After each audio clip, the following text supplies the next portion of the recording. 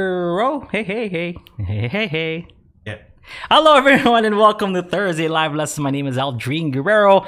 I am here today with these two fine gentlemen, Mr. Aaron, the voice Nakamura. Say what's up, Aaron. What's up? And Mr. Kahai, the legend Fergan. Say hey. Hey. Oh, that's 1 out of 2. I'm changing. It's a slow change in the new year. You know what I mean? Okay. There can't be too many changes. Speaking of changes, we're actually going to change the name of the show. See that segue, Kahai? I'm a professional. Changes. We're going to change the name of the show, and this show is called Thursday Live Lessons because we do this on Thursdays. It makes sense, and it's a live lesson. We answer questions and we give you guys a lesson. But way back in the day, this show was called Thursday Live Lesson because I would prepare a song lesson for me to teach you folks. It was actually on Wednesdays when this first started. Yeah. It was Wednesday live lesson. Yeah. Wednesday live lesson, and I would prepare a song to teach for the Wednesday live lesson. We'd play games and stuff. What's behind a secret door or mystery door? And it was super fun back in the day because whatever was behind the mystery door is what we'd give away, or we'd have a prize every week and it would just build because people would not get the whatever was behind the mystery door, and we'd add it into next week's prize, and it was just like a humongous prize. I think 1 or 2 people won it. Yeah, we've been doing this for a long time. It's been a while, like 10 years maybe. We've been doing live lessons. It's not even on Thursday. So because this has kind of evolved into a podcast, we are going to rename this show into the Ukulele Underground Podcast. So not to be confused with, the old school Wednesday live lesson. And we did have a podcast back in the day that had me, Ryan, and Aaron. And I think initially me and Ryan were talking about the K-Town Heroes days when Ryan and I were jamming together as a duo. But Ryan has since retired from playing live music, and it's kind of turned into this. And we decided, why don't we take the Thursday live lesson and turn it into a podcast? And that's exactly what we did. But now it's time to officially change the name to Ukulele Underground Podcast so that there's no more confusion. It's like Thursday live lesson. It's it works, and I understand why we call it the Thursday live lesson. But I think it's time to officially change it, right, Kahai? So when can people expect this big change? Probably next month. We'll try to make it the next month because we probably have to figure out some things like changing our name. Yeah, we want to streamline some things, and we want to add some things, and we want to make more things more interactive. We basically want to get the community involved, this Ukulele Underground community more involved. I know we have the forums, the UU Plus forums that we have. We have the regular forums. The forums. I'm rarely there, so it's one of those things that it's tough for me to answer questions and stuff, but I see them, So Kahai posted a post last week of send us your burning questions and stuff, or or get your name heard on Aloha Friday Live Jam. It's tough because community wise, I feel like we need to rebuild a more interactive community for Ukulele Underground, and we're trying to do that this year. So here are just some things that we're bringing to the table. We used to do an open mic here on Ukulele Underground, and we're going to start doing that, and we'll give you guys details on that soon. And also, one of the bigger changes, just like the change to the name, an even bigger change that we're gonna do is the one-on-one coaching. This is going to be called Ukulele Underground Live Coaching. Okay, so that's going to change also. Ukulele Underground Live Coaching today is going to be normal, but come next month, a huge change is going to happen, and it's going to be on Fridays right after Aloha Friday Live Jam, and we're going to have something different on Thursdays instead. So make sure that you guys know. We're just kind of giving you guys a heads up. We'll make an announcement soon and post it all over the front page of Ukulele Underground, just to make sure you guys are up to date with what's going on with how we're changing things up. But yes, live coaching is going to be on Fridays starting next month, and we'll tell you the exact date and time very, very soon. Okay, just giving you guys a heads up. So for those people who are listening to this podcast, I think if you can pretty much keep the same subscription, it'll just change the name of the of the podcast, because I believe if you go back to our archives, the first few episodes of this podcast is the K-Town Heroes podcast. Yeah. So that's it. It's basically the same podcast. It just evolved throughout the years. It became from Ryan and I to me, Aaron and Ryan, and then it turned into me, Aaron, and Kahai, and then now it's its own thing now. Whereas it's a Ukulele on the Ground podcast. So we're going to be doing that, and there's a lot of people who who listen, who who are not Ukulele on the Ground Plus subscribers. So thank you so much for for subscribing to our podcast and listening to us. We get a lot of really cool emails of people telling us what they think about the podcast. Is really nice, so we appreciate it. So a lot of changes on the way. We're just trying to ease into the changes, but I think it's gonna be fun. And I talk about interaction and being a more interactive community, because back then the open mic was ran by Ryan, and he did a great job and stuff, but I feel like I should be really involved with that kind of stuff, because like Ryan, he doesn't really want to play ukulele for people, so I can be a lot more interactive with you folks. I can host it, I can play. I used to attend an awesome open mic called Volcano Joe's back in the day, and that was right at the UH campus on Oahu. And Zaisha, who was the host, she would play a song in the beginning and she'd play a song at the end, just to kind of warm up the crowd and stuff. And if people wanted to come up and play, they could just come up and play and sing. And if not, Zaisha would just play. So if anything, we just kind of jam. And if you guys want to hop on and sing a song or two, that would be awesome. That would be the platform to go. It's a great way to kind of show us what you've been working on. There's totally no no pressure or anything to play. You can just kind of enjoy yourself, man. But I feel like it's building good community if people kind of start to participate and jam along and stuff. That'll be really fun. I'm actually looking forward to all of you folks jamming on the open mic. So we're bringing that back. We've had a lot of requests for it, actually. So it's great to be able to bring an awesome piece of ukulele on the ground back. Okay, so although Friday Live Jam is gonna still be the same, right, Kahai? That's not going anywhere, right?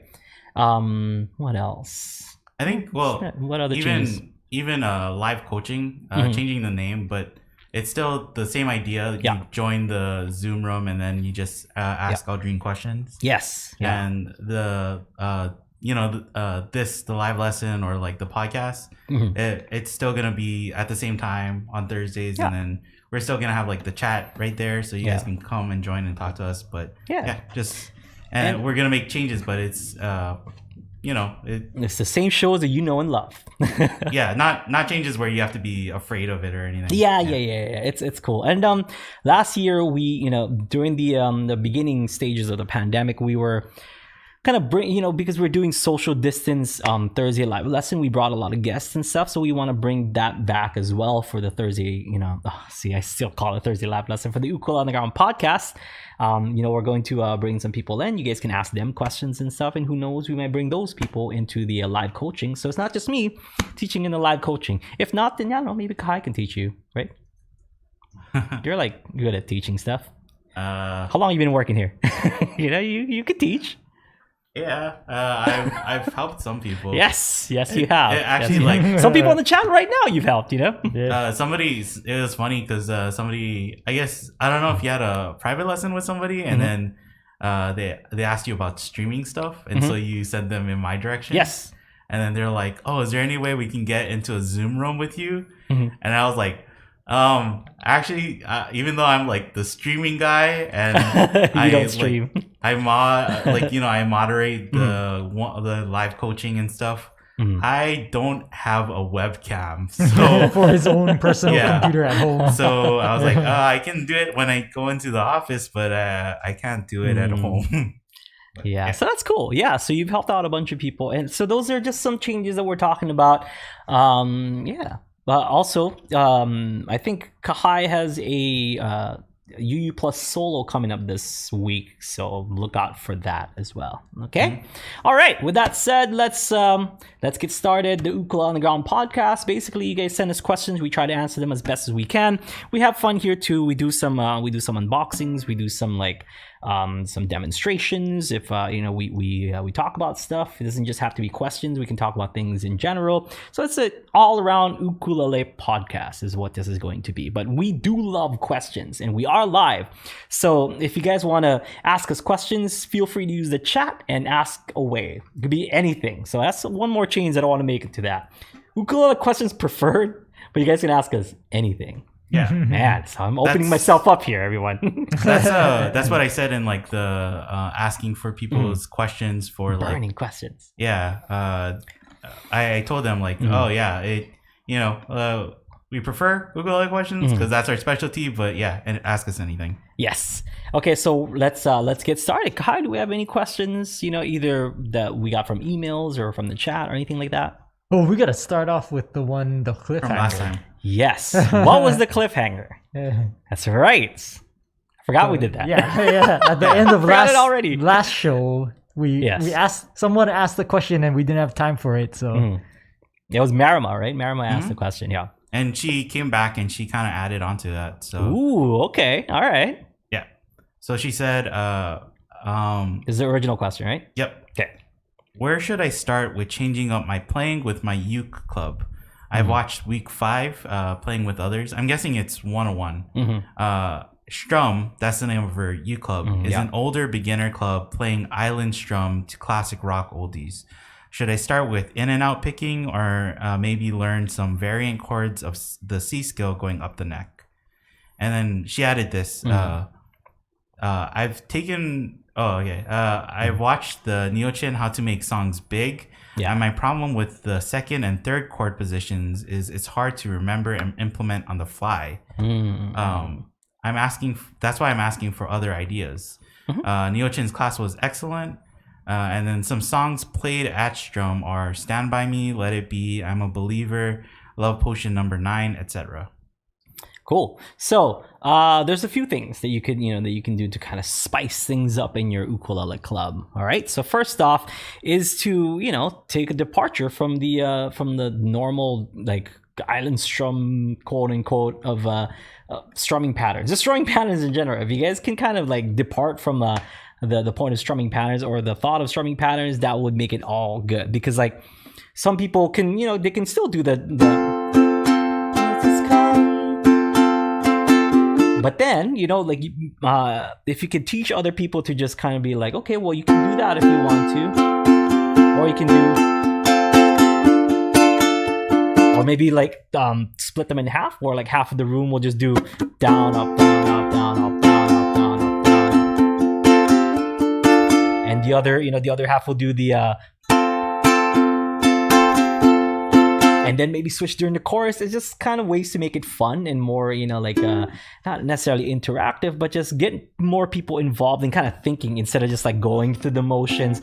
This is my strumming pattern the entire song, like you can change it up in the even in the middle of the song. Maybe the verse will, they have their kind of way of strumming it and stuff, and then they can switch over to the other kind of strumming during the chorus and then back, so on and so forth. Just things like that, just to make it a little bit more interactive and fun for people. Okay. Another thing that you can do is come up with song choices that actually force a different kind of rhythm, so things like da da da da da da da da da da da da da. Is that Sunshine of Your Love? That's that song, like things like that where like you couldn't, I guess you could da da da da da da da da. You can do it like with the down up, but it's just not as fun. It doesn't really sound like it. Right. And if you can strum, like if you can say like ba da da da da da da da da da, like you can just go da da da da da down down down down down down. Even if it's down strums, it just makes it more fun. Or like I personally like Fire from I love playing that song by Bruce Springsteen, and it's just da da da da da da da da da da. That should all be down strum.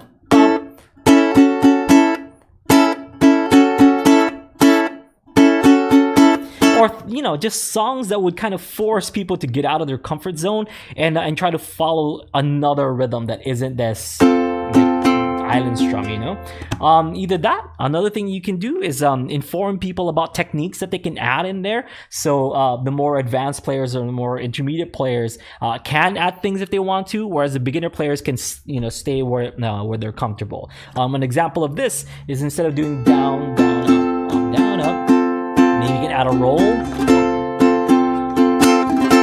For those people who can, maybe add a roll on 2. So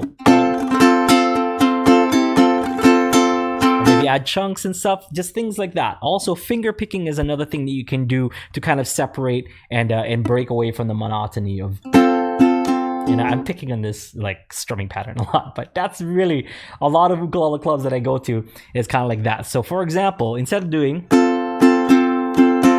you can just kind of play the chord and then play that same exact rhythm, but then play strings instead of strumming, play the individual notes. So, and you can you don't even have to tell them a finger picking pattern. Just pluck anything to that rhythm of da da da da da da da da da da da. You can play 1 string if you want to, 2 strings.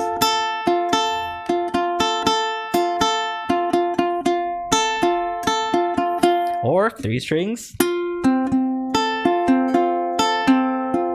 While the beginners can still stick to that. So at least that there's, some other sound other than like just a really like robotic, monotonous down, down, up, down, up. What are some other things? Because if I ran a club, these are like things that I would do with people. I would kind of pick songs and just kind of force them to okay, we're doing we will, even if we're just that down, down or whatever, anything, they just find songs that are kind of like that has fun little breakdowns or fun little rhythm things in it. Yeah. And there's lots and lots of songs like that. Let's see. Or even with Fire. Yeah. There's that one part where it starts off soft and it gets really loud. Yeah. Dun, dun, dun, dun, dun, dun, dun, dun, dun, and bring it up. Everybody plays louder. Yes. So you can do things like that. Dynamics. You can play with the dynamics and stuff. You can add maybe little picking patterns here and there. It doesn't have to be hard. It can just be 2-note picking patterns, and it doesn't even have to be that's complicated. For example, if you're playing Brown Eyed Girl, you don't have to do because that not everybody can do that, but you can do. Hey, where did we go? The days when the rains came down in the hollow, and that's it. And that adds so much. Maybe the beginners can do the straight rhythm, and the more intermediate and advanced people can play those 2 or 3 notes in that in that picking. So there's many ways that you can that you can spice up your ukulele club. Have people make suggestions of what songs that they want to do, and see how you can make those even better. You can come up with other things like key changes too. It will be really good. Have key changes to songs. So instead of just playing let's see, Island Style all the time. So from the mountain to the ocean, from the windward to the leeward side, on the island, we do it island style. And just from the mountain to the ocean, from the windward to the leeward side, on the island, we do it island style. From the mountain to the ocean, from the windward to the leeward side, on the island, or whatever, maybe. Just keep going. I don't know, it's just fun, just things like that. Where do it for fun. And I think it's not people can reach the note because you're just in the club. Have people just sing falsetto like crazy. It's man, I would have so much fun. I think if that was a ukulele club night that I went to that did that. Can we talk about the club that sent us something last weekend? Yes. You know what I'm talking about? Because what is that? I don't know, you send them stuff, right? And they use the materials, and they sent a recording. Oh yeah. So actually, it was actually a women's prison. Oh, cool. Yeah. So someone reached out to us saying that there's in this women's prison, I think in Oregon, they were starting an ukulele club. Somebody gifted them a few ukuleles, and they were just wondering like, oh, is there any way that we could get Ukulele Underground like offline? And it's like, oh, it's kind of tough because you know everything that we do is online. And so I think I burned them a few of the lessons, like you know, a few of awesome just put it on DVD, just like you know, a few of our more popular lessons. Yeah. And then I gave them just some supplemental stuff. Yeah. I think I gifted them like the Daily Uke or something like that. Nice. And Aaron's heart grew 10 times that day. Man, that's awesome. So they sent us back like a CD of, I think it was they did a Christmas showcase. Cool. You know? That is awesome. And so they took a bunch of the songs. So they did like Brown Eyed Girl. Nice. They did the picking and everything. Wow. But they changed the lyrics so that it fit like, you know, their experience like being there, you know. That is so cool. And so like I'm like chicken skin right now. Yeah. Like, so that is crazy. They have like on the CD they had like a bunch of songs where they you know, they changed the lyrics to their own kind of experience. That is cool. And so it's pretty cool. It's almost like a parody, but unreal. Awesome. Do you guys have that track? So do you guys have tracks? We have the CDs. Yeah, they sent a CD. Do you have the CD? So actually I think they sent, I think it's in that one. Oh, that is awesome. I didn't even see this. That's cool. They sent a little card kind of just thanking us. Oh, from the Triple CF. Yeah. Because the other song they did, right, was like Margaritaville, I think? Yeah, they did Margaritaville. Oh, that is awesome. This is making me feel really good inside, you know? Man, Aaron, you go, Aaron. The reason why I thought of that though is because like listening to them, like that's all it really takes to, you know, make a song your own or make it fun. Is like, and they all like you don't wrote and signed it and stuff. That's cool. You don't really need to make it super complicated. You can just, I don't know, like add little things of your own personality here and there. Yeah. Or change it to fit. So even things like that where, you know, nice. Changing lyrics and people singing different parts. It's like, there you go. Ukulele on the ground, going above and beyond. That's really awesome, Aaron. That's cool. Should I read this or should I don't know if it's like a... Oh yeah, I don't know. It's It says, Dear Aaron Nakamura, last year we sent you a package, but as we never heard from you, we have decided that maybe it was never delivered. We just want you to know that our group has grown to over 15 ukulele players. Your gifts are used regularly. We will be recording a Christmas program and you may be able to see it on Coffee Creek Facebook page. Have a wonderful holiday season. String Theory and Angela Kim. That is cool. And this is the CD, I'm guessing, that you know, from the Christmas stuff. That is awesome. So. And then they all like wrote personal like messages and signed it and stuff. That's really cool. That is wow. My heart is growing like 10 times, you know? And it's not from these nuggets for the first time. That is cool. Huh. Right on. Right on, guys. Man, the Christmas feeling and spirit. Even though it's in January already. That is cool. Good job, Aaron. Yeah. Clap for Aaron. He did something really good. That's cool. I don't even know what to follow that up with. That is awesome. What was the second part of that question? She just the positions. Right? Yeah, about Neo Chen, and I think what she's maybe talking about is like what she wants to add is inversions, right? Yes. But she's having trouble with that. So. Okay, so if you're having trouble with inversions, the best thing that you can do is check out Mastering Your Fretboard. Because Mastering Your Fretboard is going to give you the roadmap of which notes are in which string. And usually when you do inversions, like for example, like this is a G, right? And this is a G with the G notes on the E string 3rd fret. Okay, so I know that the E string 3rd fret, that is a G note. Meaning if I move this up to maybe here, where the E string is now on the C note, this must be a C chord.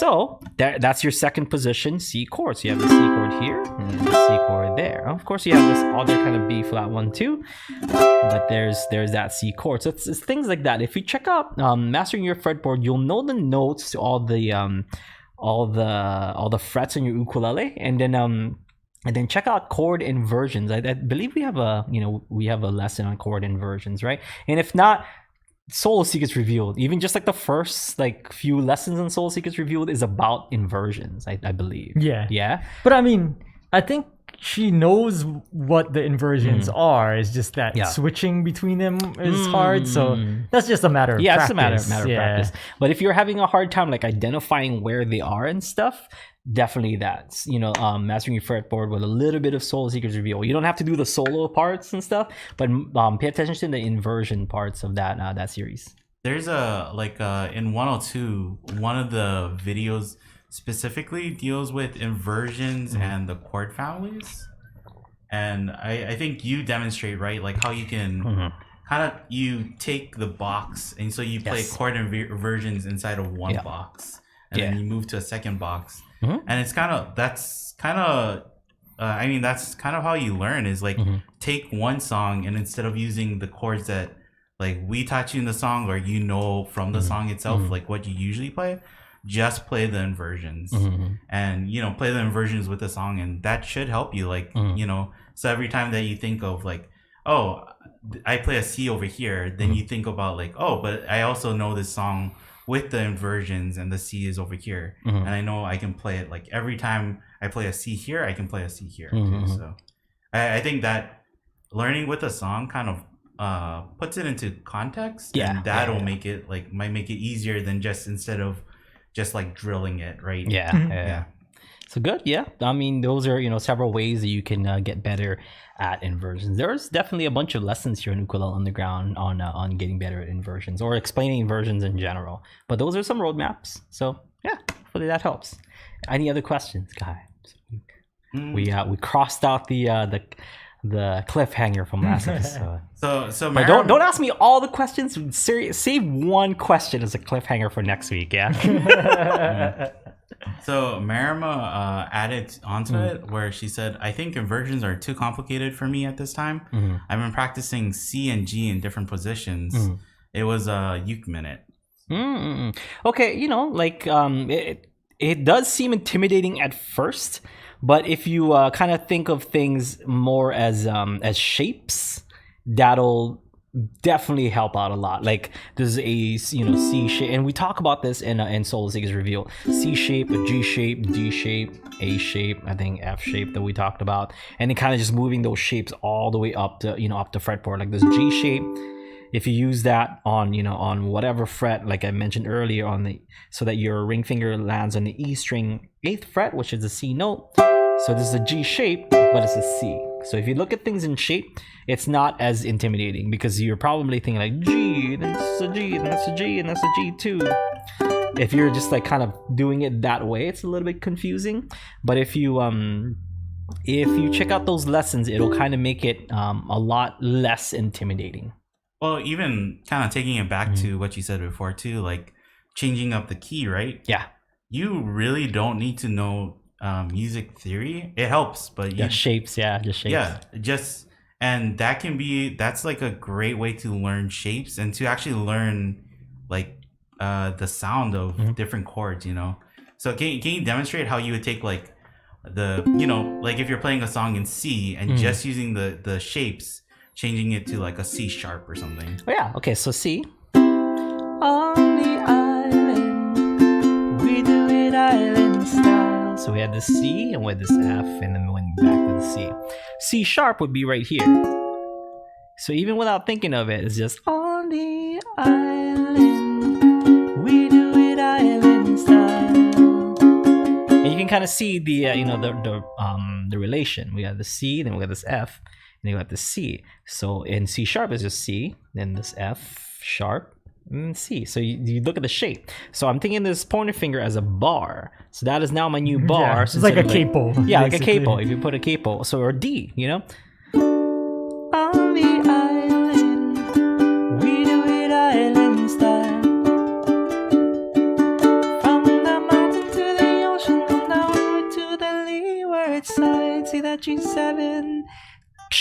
shape. It's not a G7 chord. G7 shape, then back to the C shape, which is actually D, but we're playing C shape. Or if you want to do it in F,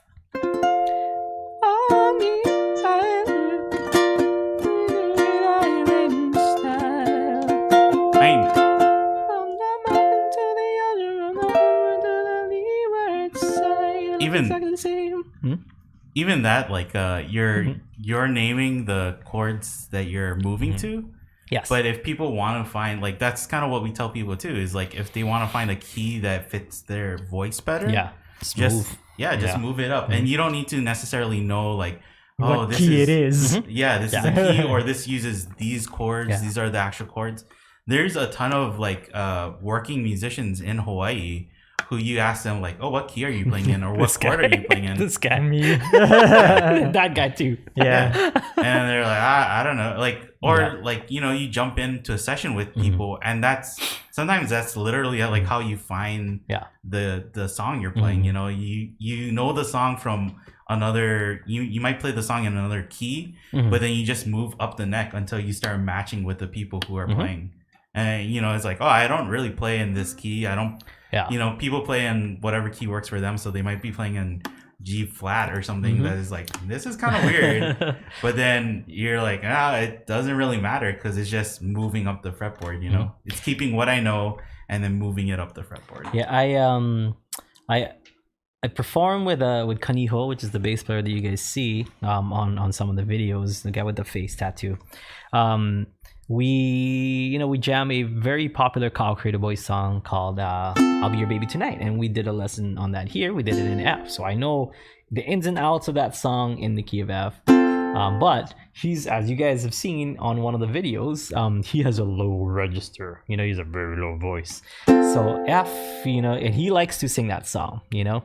So he does it in D. Okay, so but you know, we're big Kyle Creative Boys fans. So if I were to do this solo in D, it's not gonna sound like the Kyle Creative Boys song anymore. If I try to solo down here, I would have to like get this same shape. So here's an example. So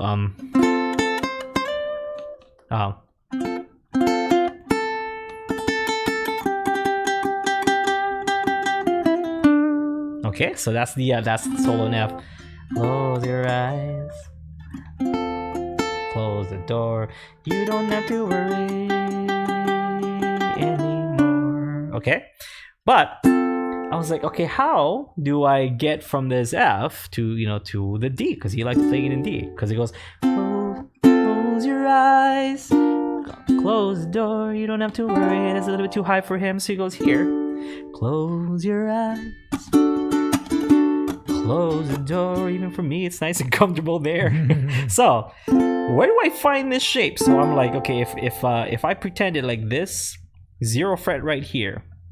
Okay, so we have F, we have F sharp, we have G, we have G sharp, we have A, we have A sharp, we have B, we have C finally, we have C sharp, we have D up here. Okay, so instead of going, it's now become chipmunks. Just like, it's the same thing, but just in a different key. But it's the same exact shape. I'm looking at the shape of those two chords and the picking shape of those two picking patterns. Follow the exact same thing, yeah. So yeah, chipmunk version of that solo. Yeah, I think the misconception is that people think that, to change keys, you're doing like equations in your head of, if this is this, then it has to move here and here. And it turns out musicians are just like, so you mean I keep my fingers in the same place, but I move my entire hand a little bit different? Do exactly the same thing someplace else. It works. You should do that, like that meme with the butterflies. Like, is this transposing? Yeah. But then it's like moving, like instead of the butterfly, put like the words like moving, movable chord shapes. Movable chord shapes. Is this transposing? People think it's like that meme of like the person with like all the numbers flying by their head. Right? Yeah. But it's really not. Like when people are playing music, you're not thinking about those things, you know. Yeah. In fact, if you are, then you're too late. You missed it. The moment is over. If you're making those justifications in your head, like, oh, they're playing in this, I have to play here, and I have to do this, then it's like you're probably not playing with the other people. You're not like listening to them, and because good musicians are just like listening and reacting. They're not like really thinking. Thinking takes too much time. But then like afterwards, you know, people think like, oh, they must be doing this thing, so they ask, you know, questions, and then they ask like music theory questions and stuff, and they can justify it with that. But that's like the thing is like, it's only after when you have the time to like sit down and explain it. What did I do? I don't know. Then you can justify it. But sometimes it's like, hey, that was pretty cool what it did. Like it was like, oh, that works. You know? Yeah, and I feel like that's the way to learn is like you just go, oh, that was cool what I did, and then you just keep doing it. Yeah, or that one didn't work. Let's move on to something else. Maybe do this instead, or even like stuff that don't work. You now know that doesn't work. But then you'll figure out what will work in place of that instead. You know, so happy mistakes. You know, or, like how Bob Ross says, happy little. I'm sure. I'm sure you could play something and Mike could listen to it and like you know, you could play something technically wrong. And then Mike could explain to you how it's technically right and how to make it fit the song even better, right? Where you turn that mistake into like something good. So even mistakes can lead to like good things. Didn't you tell me that Jacob Collier does that, where like some people sing off tune and he'll like do a thing where like he'll make that off tune thing into actually part of the song? Like it's pretty cool. So it's a Jacob Collier level. He doesn't I think he doesn't want to like discourage, you know, people from singing like just because they sing one note off key. And so even him he, you know, he asks people how many people think the piano is in tune, and he, you know, like people who don't know music, they might raise their hand, and then he explains to people like, no, the piano is actually out of tune. It's just that it's out of tune in like a systematic way. But if you want to get chords to sound better, you would just tune it by ear instead, you know? So, Cool. All right. So we got this. We promised last week. So Rob sent us some sauces.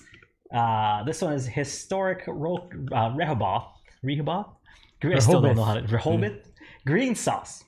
So this was made from jalapeno peppers. Okay.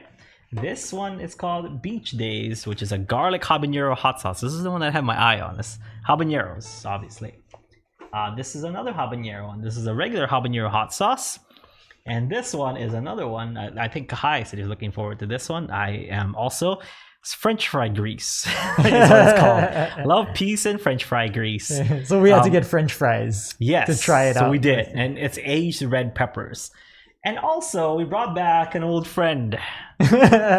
Your only friend to you. Yeah, I love this. But I don't know. I haven't had it in a while. So, you know, Hot Ones, the Last Dab Redux with 2 X's. 2X Redux. So, we're going to do a burning questions kind of thing. So I'm going to put this ukulele down. And while you guys ask me questions, you guys can ask me anything. I mean, preferably related to ukulele, but you guys can ask me whatever it is that you want to ask me while I go through this challenge. And then my friends will also try some of these sauces as well. Okay? So here we go. What shall we go with first, Kahai? Whatever. Green seems like a just great go place in to order. Start. Okay. Or from here to here? Either way. I'll mix these two up. There you go. So this one goes first, and then we'll get to the hot ones. Okay? So first, green sauce. I'm guessing this one is pretty standard, right? Mm-hmm. So I'm going to take a nugget. Not saying where it's from. It's just a chicken nugget. A nugget in a very familiar boot shape. Yeah. So, let's put a substantial amount in there. You guys can see that I'm loading it with this green sauce. Here we go. You guys want to try? Let's see if the camera can I hope I didn't just bite off more than I can chew here.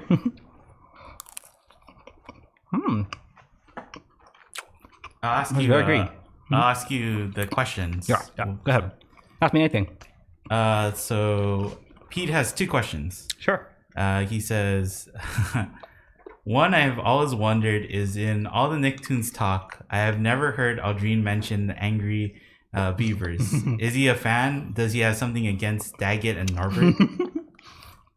I'm a huge fan of Angry Beavers. I think Angry Beavers has one of the most catchiest opening themes out of all the Nicktoons. It's like this kind of jazzy, it's ska, but it's kind of jazzy ska.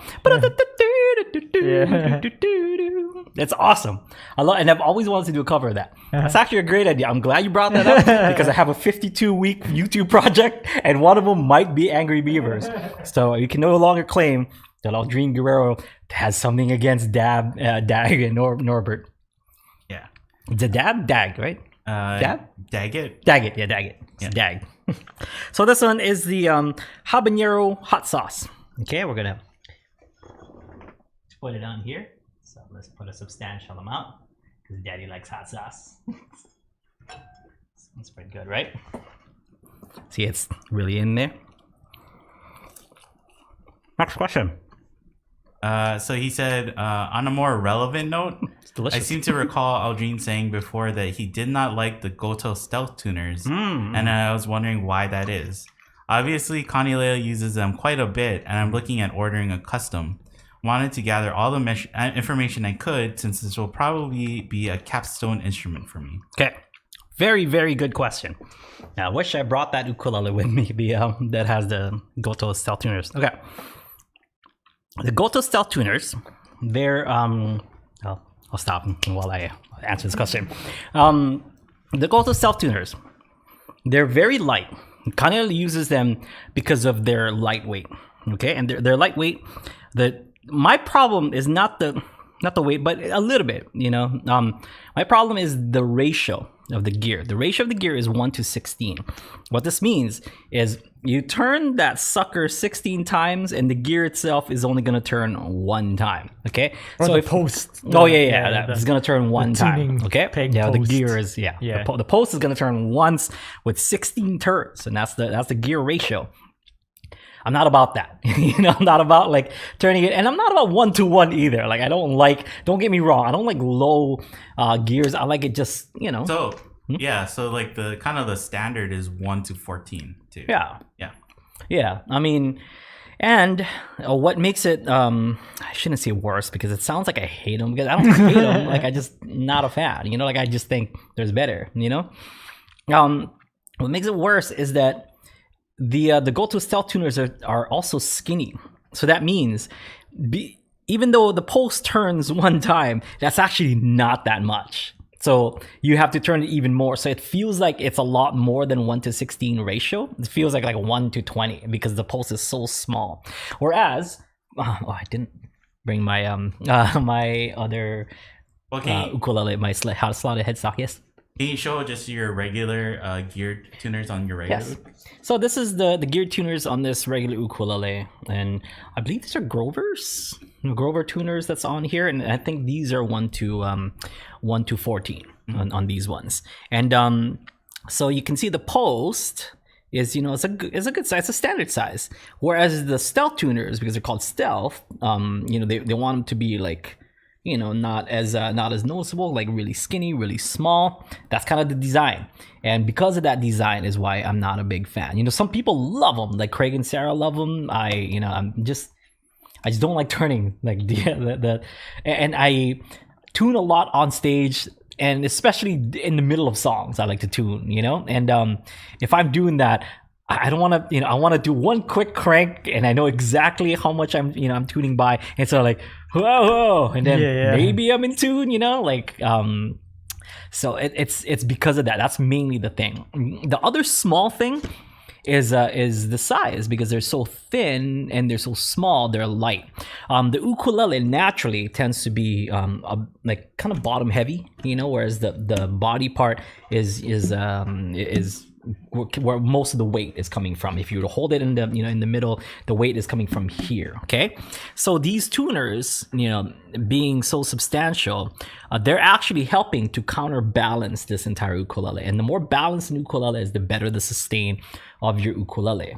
Okay, there's some people don't notice a difference, and that's fine. The way that Kanile ukulele make their ukes, they're super light anyway, so they, I understand why Kanile uses them for their ukuleles. They're kind of one of the only ukuleles that, like, I think Koloa is also like that, that can use tuners like that and have it make sense. Okay, but with mine, with my custom ukuleles, I like the headstock to be a little bit beefier, a little bit more, like more substantial as far as weight goes, so that it kind of counterbalances this side, because I use like plugins and stuff that will also kind of weigh it down. So that helps a little bit to make sure that the balance weight wise is okay with the instrument. I told Pete that he can probably find videos of you where you have your uke on a strap. Yeah. And you're like standing up. And you're standing up and you're like gesturing with your hands, or you don't have your uke on it at all. And your uke is pretty much like, perpendicular to you, maybe like at a slight angle, but it's not where it's like the headstock is like way up and the bout is way like down either. So that's like, when I got to try the stealth tuners out at NAMM, that's like one thing I noticed immediately. It's like it almost feels like, oh wow, this doesn't have like any resistance, not enough heft to the headstock. People like that because the lighter the ukulele is, and you put light tuners on it, the more that thing can vibrate. Like the beefier, like heavier ukuleles tend to not vibrate as much, so they're not as not as vibrant and bright. But I like dark instruments, so it's more just a personal preference.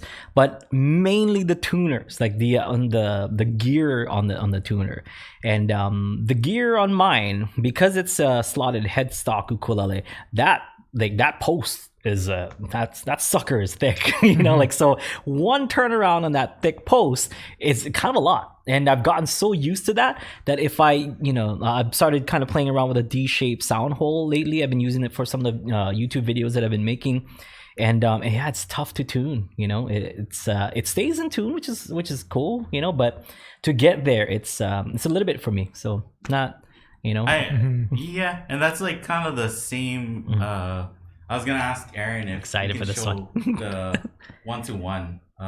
1-to-1, like a standard friction tuner. So this is a 1-to-1 tuner. So this fluke, what 1-to-1 means is that there's no gears in there. This, when you turn this, the post also turns with it. So that's what 1-to-1 means. So gear tuners are, I dig gear tuners because you can really kind of like fine tune where, your string and making sure that you're accurate and stuff. You can get accurate with these, and what people like about friction tuners is that they lock a lot better than the geared tuners. Because the geared tuners, because they're geared, there might be some slack in those, in those gears that might affect it. There's like a lashback. Yeah, so there's a lashback. But that's why like Gilbert tuners are so expensive, because there's no lashback, even though they're like, they're geared tuners. Yeah, so the ones that you use don't have the lashback. But I did notice in the stealth tuner that there was in the E string. Yeah, you notice the D-shaped even sound hole. more than the others. Than the others. The E, I've noticed that. And but I'm not telling people to go out and buy Gilbert tuners because it's like $400 for one, $300 for one or something. I can't even afford that. Like, I have the luxury of having Kanilea install it for me. But that's really like one of the best tuners on the market right now, and it's tough because even though I'm sponsored by Kanilea, I'm not sponsored by Gilbert's. And if I want to put Gilbert's on there, like, we're paying full price for those tuners because. Yeah, we tried to talk to him in NAMM. It's like, hey, if the Aldrine models, if they can come with these installed, can we get like a discount for buying bulk? They're like, nope. Yeah, and because they know people buy it anyway. Yeah, and they only really work on slotted headstocks, right? Yeah. So that's why. So, like, it makes sense on Kanilea ukuleles. If you were to get one and stuff, it's fine. I'm not saying that it's like it's a bad thing. It's just not for not for me. It's more just a personal preference at that point. So Jim mentions that a higher gear ratio and a smaller post should mean that the string will stay in tune more reliably. And Yeah. But it's just it stays. Yeah, stays. it stays. It's just getting there. Getting there takes time. or Garlic habanero. Here it is. We're here. So the first two. What was the difference? Green sauce. You can tell. It's like one of those things that you would use for like tacos and stuff. You know, that kind of verde sauce. The habanero in this one, you can really taste the red peppers. I like it a lot. Very vinegary. You know, I'd say like a 2, like on a hotness scale, like out of 10. Yeah, it's all right. You know, so pretty good so far. It tastes good though. Like. That's one of those things. I put a lot, and I'm glad I put a lot on both of these things because they taste good. Now this one is a habanero. I'm guessing it's gonna be kind of like this one, but it's kind of garlicky. Oh, love me some garlic. I'm Filipino like that. All right. So what's the next question? Anything? Ask me about anything. More Neptunes. So Sukeo asked, how can you improve your scales on the fretboard to be better, to be faster and more precise? Practice. Oh, that's good. I'm gonna go for a second one of that. Yeah, this is really good. Garlic. Is that your favorite so far? So far, yes, garlic. And I knew it was gonna be my favorite, but this one right here is in the horizon. Wild card. And try that with some fries. Yeah. Now, how do you do that? I mean. You know, I would love to tell you that there's like, here are some shortcuts that you can do, because there are some drills that you can do. My favorite ones that we have here on the site are actually the drills that Chris Salvador did on his masterclass. And his masterclass comes with like PDFs of the drills that you can, that he teaches. Seriously, some of the best stuff. Chris really knows what he's doing with and he's taught for years at Jody Kamisato Studios. He's like an accomplished teacher before he came on to Ukulele Underground, and well thought out. He just kind of knows and understands how how fingers work and how good exercises are supposed to be, and even just his warm-up stuff, so good. So if you want to get better, if you want to get cleaner at knowing your fretboard and playing notes and stuff, I would say do a lot of drills. The practice sessions that we have on Ukulele on the Ground are a great way of playing clean, getting faster, working on your tempo and stuff, and playing your ukulele related to the tempo. And I think Chris's masterclass takes it a step above that. Yeah, it's so hard because I think I'm gonna go for second helping of this. I think when people do drills, the one thing that they do is that they speed, they play it slow and then they speed up and they just keep speeding up, and then they're speeding up without realizing that they're getting more and more sloppy. Yeah. And they're not stopping to correct that sloppiness. They're just like, I gotta go faster and faster and faster. But I think the key to getting more precise is thank you, Rob. practice slowly. Practice. Don't go to your limit and then play it sloppily. That means that you have to turn it back. Yes. Or you have to focus on that tempo that is giving you a hard time until you can play it nicely. So. All right, here we go. Yeah, Chris was one of those super clean players too. Yeah. Yes. So. And I think what was good is he had the PDFs of stuff, so that you can have something to practice to and have visuals with it. It's awesome. It's a really well made masterclass that he put together. Here we go, French fry grease, gentlemen. Is it coming out of the bottle? Yeah. I put this much on the plate. See that? Mm-hmm. Okay. Okay, I'm just gonna douse this thing in it. I want to make sure I taste it. Okay, see that? It's mostly red or orange. Whoa! Is it good? Is that a good bowl? Yes. It's really good. There's a bite to that one, actually. Like a vinegary, or what is it? No, the pepper in this. I don't know. It's because I've had these 4 already, and then that one. But there's actually a little tingle in the back of my throat. Oh, so we did it in the correct order then. Yeah. Yeah. So I don't know if it was just a buildup. Yeah. Okay. And one more question while I dab it up with this last dab redux. I have my water ready because I don't want to be overconfident, you know? Maybe I'll do a pre-hit of this water. Rob said that they have a place in his area called Thrashers, and they only make fries, and it's famous for... Wow, and they use that sauce? I guess. Here we go, gentlemen.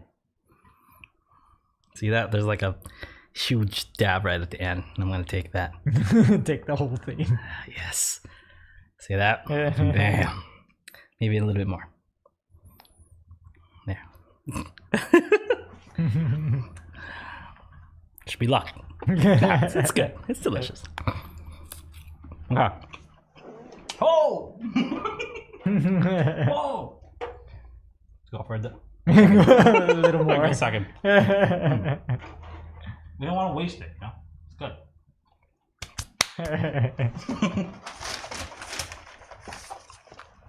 Oh yeah. Oh yeah. That's... Okay. One more question. So instead of a question, do you want to? Because we got a student review that we got to get to. So yes. Woo! That's it. Feeling it now. Okay. Student review. Renee, right? Yep. Come on, right? Yep. I love that song. I was just telling the guys that that my dad is a huge fan of Ringo. Like he likes the Beatles too, but specifically Ringo. And I think Ringo's okay, you know, but he does have like gems like that song that you played. And I was telling these guys about this kind of the song that he sings about that they're gonna put me in a movie or whatever. Like they're gonna make a big star out of me. And I've listened to that my entire life. My dad is a huge Ringo fan. And so you kind of brought me back with this student review that you just did. But as far as the skills goes, I think you're playing a lot cleaner. You're playing a lot more consistent. The transition from picking to I'm salivating. Picking to strumming, you know, be aware of the tempo, because I feel like the picking part was one tempo, and I think it's because you're trying to be careful, you know, of playing the notes and stuff, and trying to be aware. Because I saw that there was some like kind of hammer-ons, or I think more hammer-on than a pull-off in there that definitely you were like aware of, that you didn't know if it was gonna come out as clean as you want to. But that, you know, that made me feel a little bit of a drag in the not like a drag, but like just as you slow down a little bit on the tempo, and then you did the strumming there towards the middle of the song, I guess. And then in the ending, like you can kind of tell again, it was kind of slowed down because you were trying to be aware of the picking. If you iron that out, I think it's all good. It's all fine. I miss that sauce. That sauce is so good. Kai, you want some last dab? No. Kai, which one do you want to try? Let's have Kahai try one of these sauces. Which one would you like to try, Kahai? We got this French fry grease one over here. Yeah. Can you put some French fry grease on French fry? And I'll come grab it.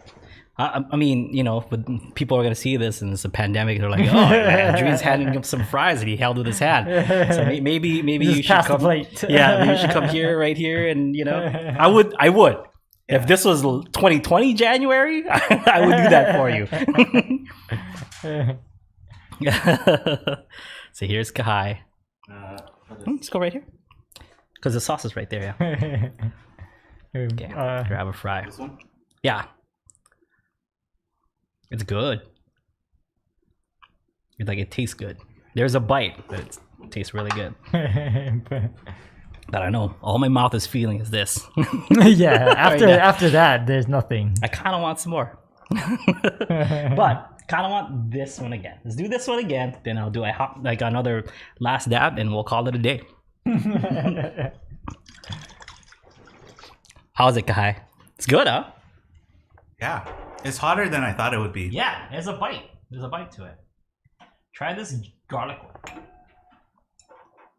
It's kind of like more intense, like Tabasco, kind of. Yes. Yeah, that's exactly it. So good. That garlic one. One more with this bad boy.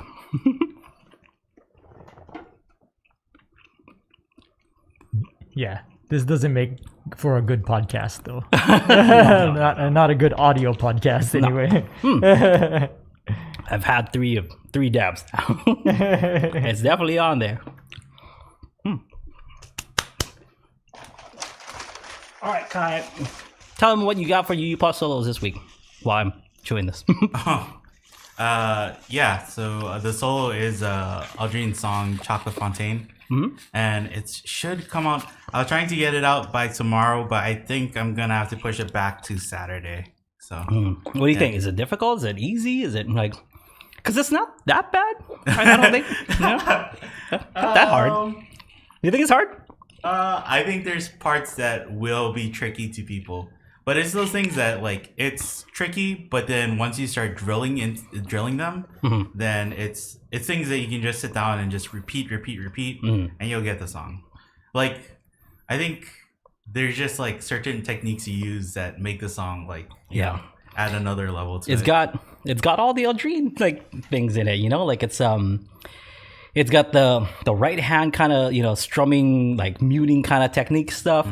It's got campanellas in there. It's got I think like a key change going from major to minor key change in there. It's a fun song. That's what I feel like one of the best songs I wrote recently. It's super duper fun. You messaged me asking about like the tabs for Honolulu Moon, and I gotta find it and then change it to the right key and stuff. But then that's this new song Chocolate Fontaine. It's one of those things that I would not suggest people learn only by tabs. Yeah, it's a lot of feel. Yeah, and I think you learn a lot if you watch Aldrine actually play the song, because your finger choices, like what fingers you use to press down, has to matter. Yeah, it makes sense, and it's for like a efficiency reason, not just like, oh, I can play whatever strings I want. It's like you gotta hold them a certain way. Yeah, like for the first part of that main melody line, which goes like, there's a reason why I'm using these, this finger and then these two fingers for this, so that I can get to that like at the bottom. Because if I did that, it wouldn't have the same kind of like minor 7 sound to it. So